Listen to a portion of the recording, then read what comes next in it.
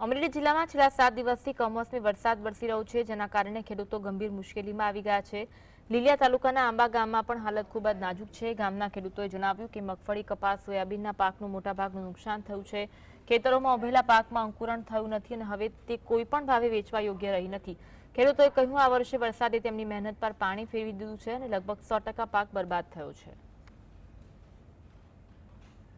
અમારા ગામમાં સતત 7 દિવસથી વરસાદ પડી રહ્યો છે અને કપાસમાં કાલાની અંદર ઝીંડવું આખો કાલો આખું ઉગી ગયું છે। આખું ટોટલી કપાસ ઉગી ગયો છે। સંપૂર્ણ 100% નુકસાની ગઈ છે।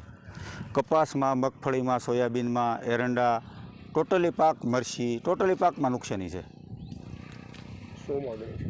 માંગણી એવી છે કે સરકાર જલ્દીમાં જલ્દી પેકેજ જાહેર કરે અને મારું તો એવું કહેવાનું છે કે સંપૂર્ણ ધિરાણ માફ કરી દે। જે 7 દિવસથી સતત 7-8 દિવસથી સતત વરસાદ પડે છે કમોસમી, એટલે બધો પાક મગફળી છે, કપાસ છે, બધા આવી રીતને ઉગી ગયો છે અને ખેતરમાં હાવ ખાલી ખેતર લાગે એવું જ લાગે કપાસમાં।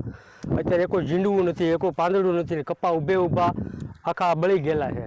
એટલે 100% નુકસાની છે। તો સરકારશ્રીને આપણે એટલી જ અપીલ છે કે આનું વળતર સરકારશ્રી જલ્દ ખેડૂતો સુધી સીધું પહોંચે એવી નમ્ર અપીલ છે।